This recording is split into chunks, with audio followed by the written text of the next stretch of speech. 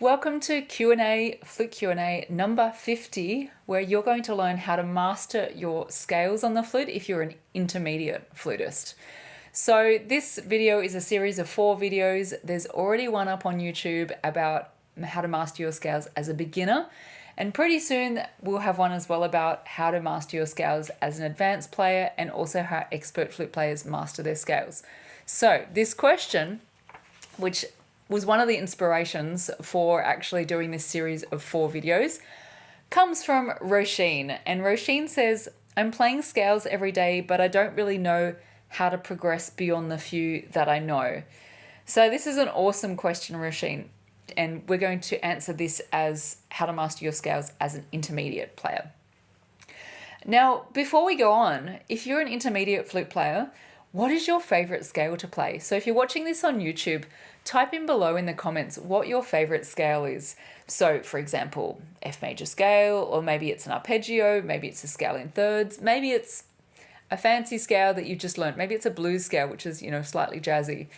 So type in what your favorite scale is, and in the meantime, I'll introduce myself. My name is Jane Kavanagh.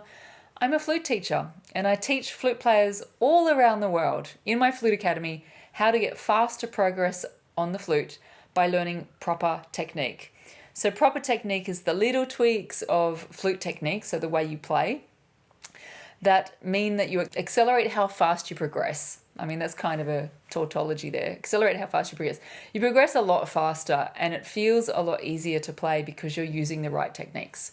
So let's get onto these scales. So 4 steps it's going to be as an intermediate player. If you think of these 4 steps, it makes it quite easy to get the concept in your head about how to progress beyond a few scales that you know. Firstly, always learn your scales with no music. Always play your scales with no music. So when I say learn them with no music, by all means look at music if you need to check the key signature, if you need to check how the actual scale goes, if you're playing an arpeggio and you've never played an arpeggio, by all means look at music to figure out how it goes. Then put it aside and learn the scale or the arpeggio or whatever you're doing with no music. Playing scales should not be a music reading exercise. We should not be using that part of your brain. It should be a body exercise, a playing exercise, not a reading exercise. If you take the reading out, you've got to be a whole lot better at your scales. Okay, so the 4 steps. Step number 1, increase the number of sharps or flats in the scale. So for example, if you already know F major that has B flat in it, then how about learning B flat major that has B flat and E flat in it? Once you've mastered that, how about you go on to 3 flats? So B flat, E flat, A flat. That's E flat major.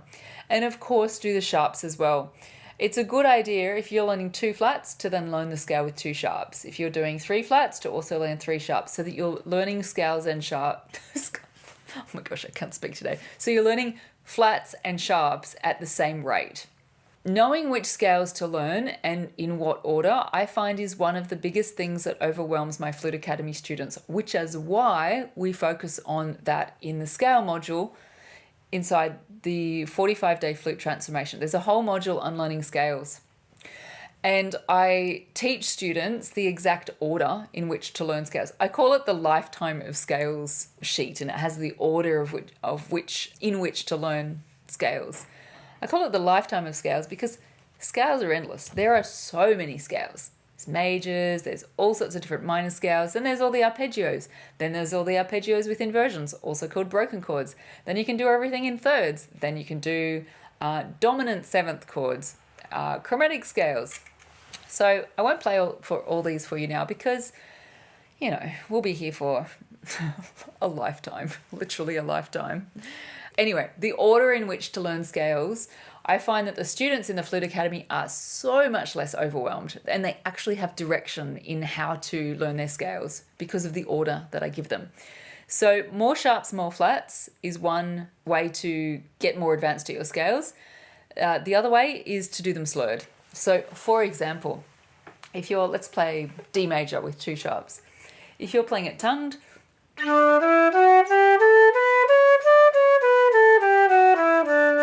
there's going to be a natural limit to how fast you can play this.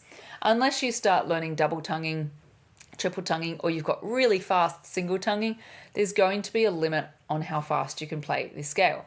So we switch it to slurred. So you can already hear there that was naturally faster. You can naturally go faster when you slur a scale, which makes it harder. And the other thing is there's no teensy little gap between each note. So there's no room for error when you switch your fingers to a different note. There's no room for error because you're slurring it. There's no little tiny gap between the tongues where you can be slightly inaccurate with your switch between, say, a D and an E. When you're slurring, there's no room to hide. And if there is uneven switching between anything, you will hear it. It will stick out like a sore thumb. And this is really good because it means that you know then where to focus on in your scale. Fix up, let's say it's E to F sharp. Maybe it's sounding clunky. Like that when you're slurring. Great, it's highlighted an issue and you know how to practice it, which will make you better. The third way to improve your scales as an intermediate player is to play it faster. So I deliberately put this step after slurred because if you slur it, then you can go a whole lot faster. So for example,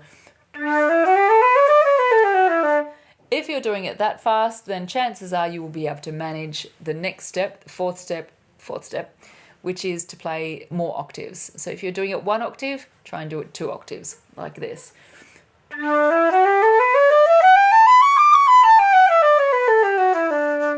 If you're playing at 2 octaves, try and play at 3 octaves. And now I'm regretting picking D major as the example for 3 octaves because it goes really high. Okay, I'll do it for you.